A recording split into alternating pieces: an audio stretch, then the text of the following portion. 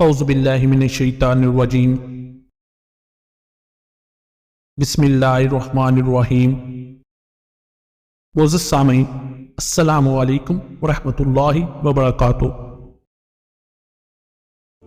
میری اسلامی بہنوں اور بھائیوں، آج میں آپ کو اس ویڈیو میں شب معراج کی فضیلت اور سفر معراج کا واقعہ شیئر کروں گا۔ اس کے لیے ضروری ہے کہ آپ ویڈیو کو لازمی اینڈ تک دیکھیں۔ شب معراج اسلام کی تاریخ میں ایک اہم واقعہ ہے جس پر ایمان لانا لازمی قرار دیا گیا ہے۔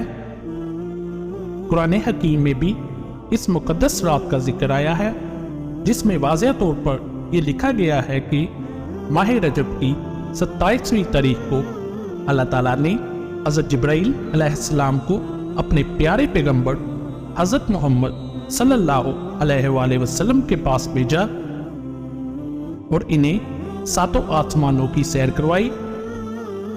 اس بابرکت سفر کو معراج کا نام دیا۔ معراج پیغمبر اسلام کی زندگی کے ان واقعات میں سے ہے جنہیں دنیا میں سب سے زیادہ شہرت حاصل ہوئی ہے۔ عام روایات کے مطابق یہ واقعہ ہجرت سے 1 سال پہلے 27ویں رجب کی شام کو پیش آیا۔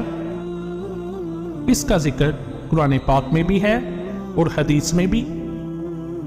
قرآن پاک میں یہ بتایا ہے کہ معراج کس غرض کے لیے ہوئی تھی اور خدا نے اپنے رسول صلی اللہ علیہ وآلہ وسلم کو بلا کر کیا ہدایات دی تھی۔ حدیث شریف یہ بتاتی ہے کہ معراج اس طرح ہوئی اور اس سفر میں کیا کیا واقعات پیش آئے۔ معزز سامعین، آپ کو میں اپنے چینل نیو اسلامک ایجوکیشن میں خوش آمدید کہتا ہوں۔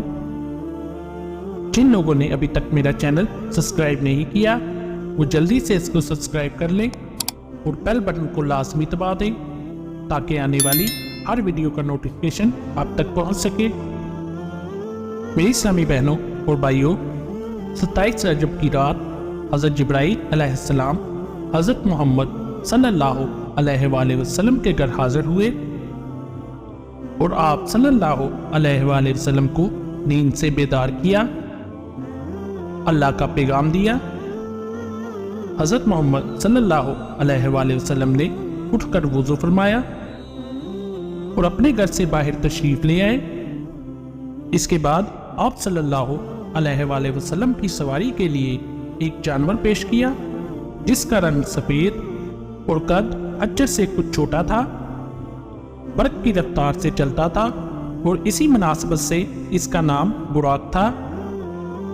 پہلے انبیاء علیہ السلام بھی اسی نوعیت کے سفر میں اسی سواری پر جایا کرتے تھے۔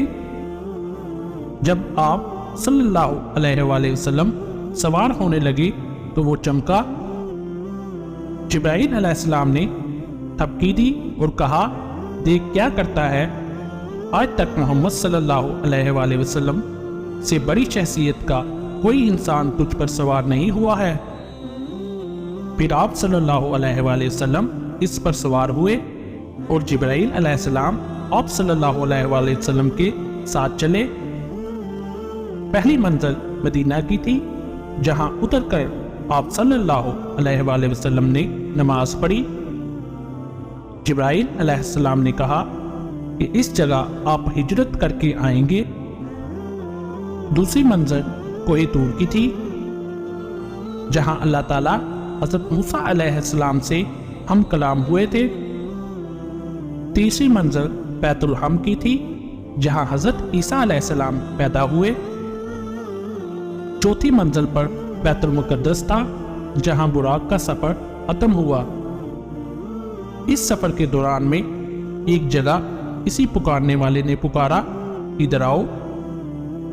آپ صلی اللہ علیہ وآلہ وسلم نے توجہ نہ دی۔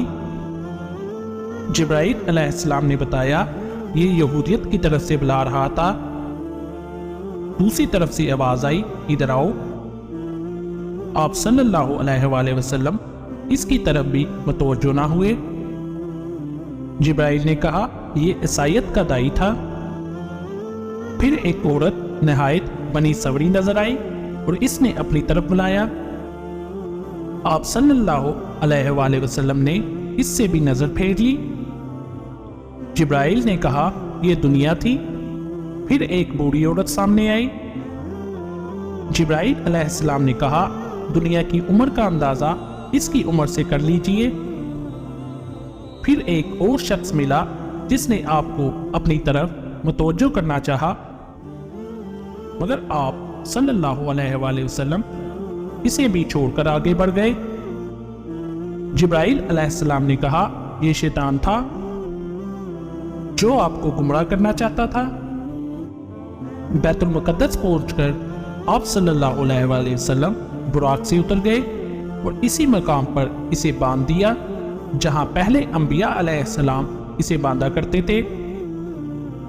ہیکل سلمانی میں داخل ہوئے تو ان سب پیغمبروں کو موجود پایا جو اس وقت تک دنیا میں پیدا ہوئے تھے۔ آپ صلی اللہ علیہ وآلہ وسلم کے پہنچتے ہی نماز کے لیے صفیں بند گئیں۔ سب منتظر تھے کہ امامت کے لیے کون آگے بڑھتا ہے۔ جبرائیل علیہ السلام نے آپ کا ہاتھ پکڑ کر آگے بڑھا دیا اور آپ صلی اللہ علیہ وآلہ وسلم نے سب کو نماز پڑھائی۔ پھر آپ صلی اللہ علیہ وآلہ وسلم کے سامنے 3 پیالے پیش کیے گئے، ایک میں پانی، دوسرے میں دودھ، تیسرے میں شراب۔ آپ صلی اللہ علیہ وآلہ وسلم نے دودھ کا پیالہ اٹھا لیا تو جبرائیل علیہ السلام نے آپ کو مبارکباد دی کہ آپ صلی اللہ علیہ وآلہ وسلم فطرت کی راہ پا گئے ہیں۔ اس کے بعد ایک سیڑھی آپ کے سامنے پیش کی گئی اور جبرائیل علیہ السلام اس کے ذریعے سے آپ کو آسمان کی طرف لے چلے۔ عربی زبان میں سیڑھی کو معراج کہتے ہیں اور اسی مناسبت سے یہ سارا واقعہ معراج کے نام سے مشہور ہے۔ جب پہلے آسمان پر آپ صلی اللہ علیہ وآلہ وسلم پہنچے تو دروازہ بند تھا۔ محافظ فرشتوں نے پوچھا کون آیا ہے؟ جبرائیل علیہ السلام نے اپنا نام بتایا، پوچھا تمہارے ساتھ کون ہے؟ جبرائیل علیہ السلام نے کہا محمد صلی اللہ علیہ وآلہ وسلم۔ پوچھا کیا انہیں بلایا گیا ہے؟ کہا ہاں۔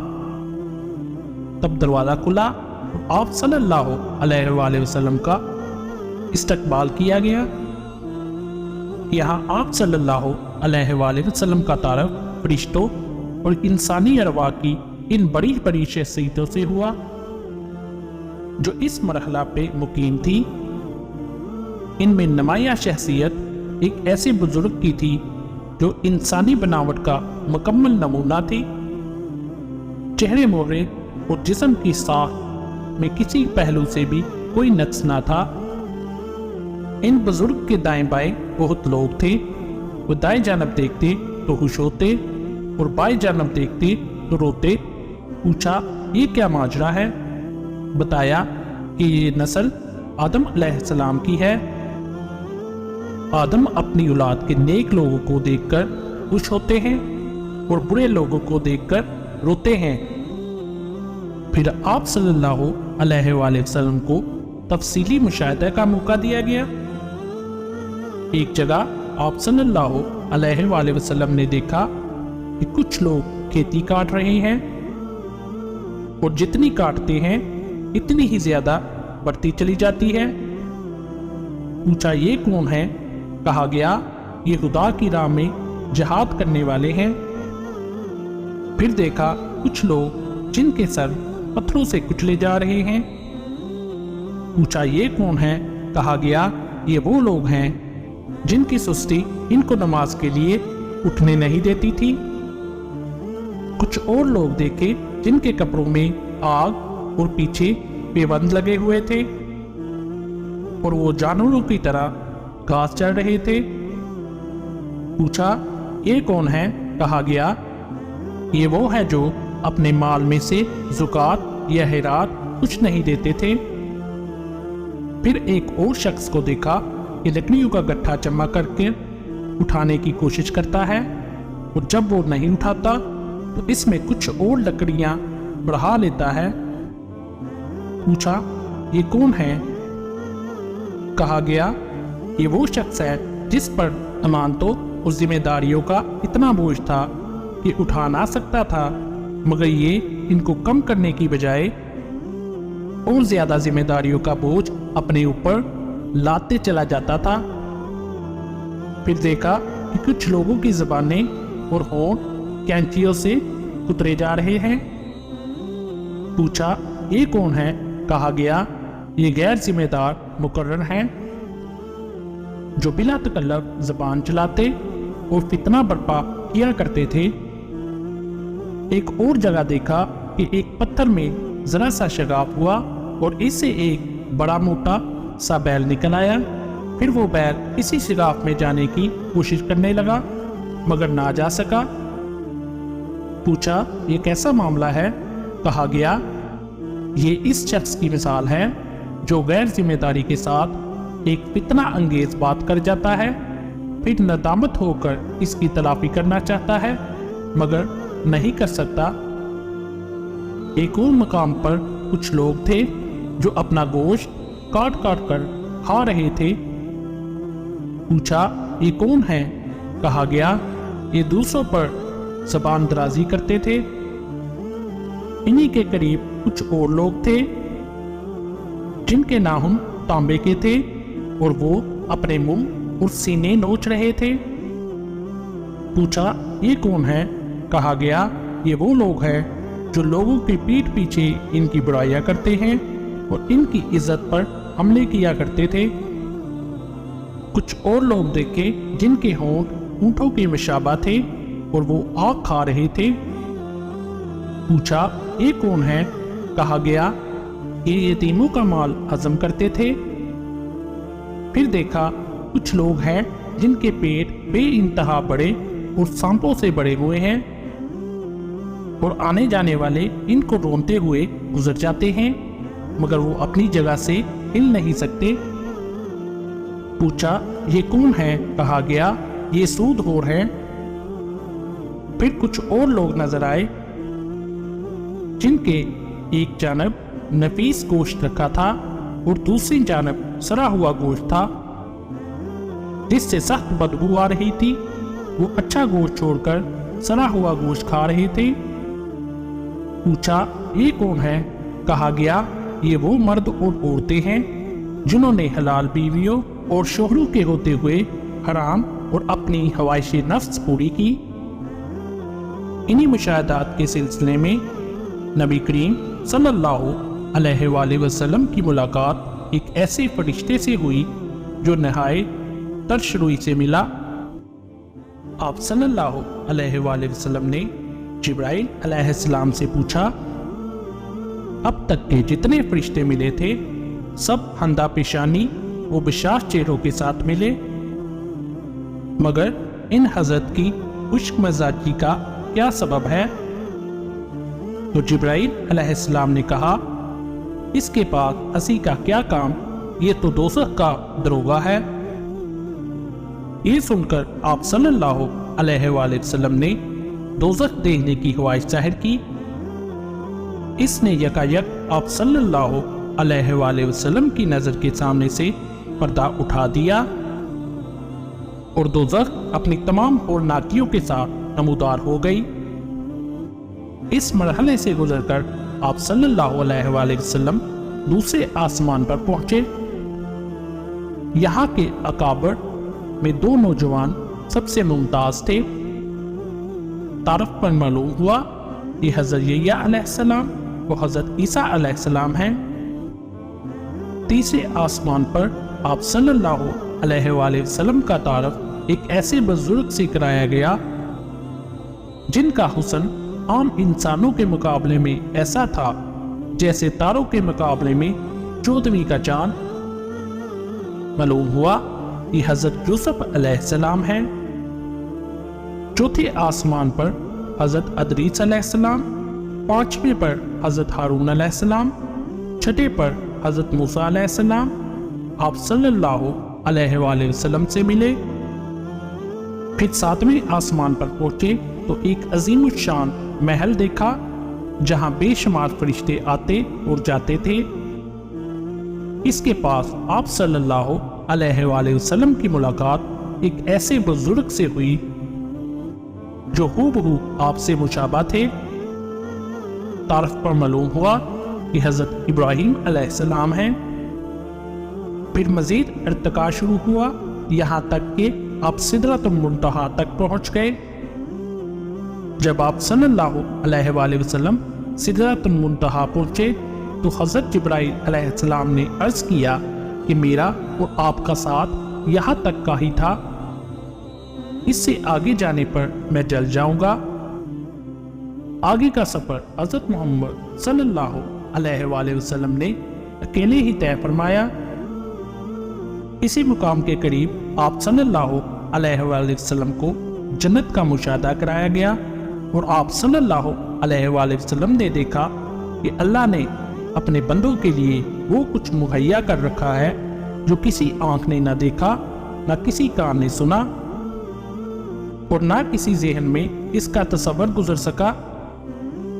جب آپ صلی اللہ علیہ وآلہ وسلم ایک بلند ہموار کی سطح پر پہنچے تو بارگاہ جلال سامنے تھی۔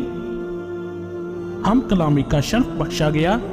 جو باتیں ارشاد ہوئیں ان میں سے چند یہ ہیں کہ ہر روز 50 نمازیں فرض کی گئیں، سورہ بقرہ کی آخری 2 آیات، شرک کے سوا دوسرے سب گناہوں کی بخشش کا امکان ظاہر کیا گیا۔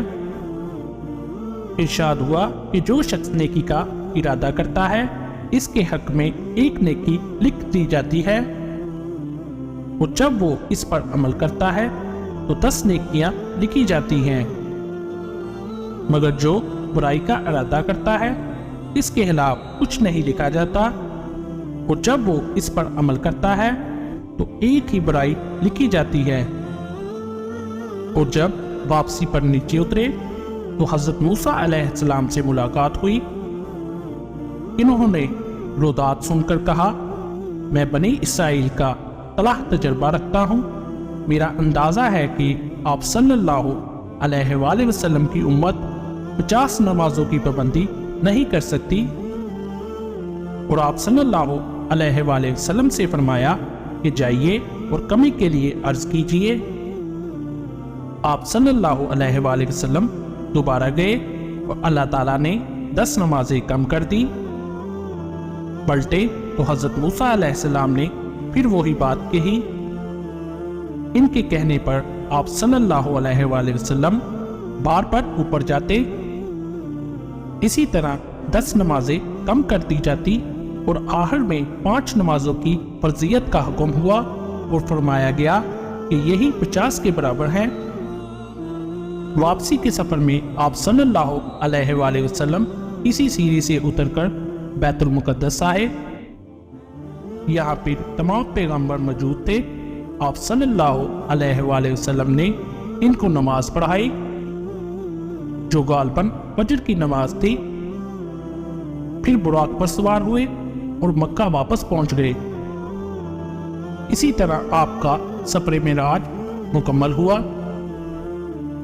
اسی وجہ سے شب معراج کی بہت بڑی فضیلت ہے، اور 27ویں کی بابرکت رات میں آپ صلی اللہ علیہ وآلہ وسلم نے بہت عبادت کی اور سارا دن روزے میں رہے۔ اس دن کی عبادت کو بہت زیادہ درجہ دیا گیا ہے۔ شب معراج پر یقین رکھنا ایمان کا حصہ ہے، اور معجزات معراج النبی صلی اللہ علیہ وآلہ وسلم کو دیکھ کر اس رات پر ایمان اور بھی مضبوط ہو جاتا ہے۔ اللہ تعالیٰ سے دعا ہے کہ ہمیں بھی اس بابرکت رات میں زیادہ سے زیادہ عبادت کرنے کی توفیق عطا فرمائے، آمین۔ میری اسلامی بہنوں اور بھائیوں، مجھے امید ہے کہ آج کی ویڈیو آپ کے لیے کافی فائدہ مند ثابت ہوگی۔ اگر اس ویڈیو میں کوئی غلطی یا کوتاہی ہو گئی ہو تو اللہ تعالیٰ اپنے حبیب کے صدقے مجھے معاف فرمائے، آمین۔ اگر یہ ویڈیو آپ کو پسند آئے تو اس کو صدقہ جاریہ سمجھ کر لازمی لائک، شیئر اور سبسکرائب کر دیں تاکہ یہ دوسروں تک بھی پہنچ سکے۔ تو انشاءاللہ نئے وظائف اور دعاؤں کے ساتھ آپ کی خدمت میں پھر حاضر ہوں گے۔ تب تک کے لیے آپ سے اجازت چاہیں گے۔ السلام علیکم ورحمۃ اللہ وبرکاتہ۔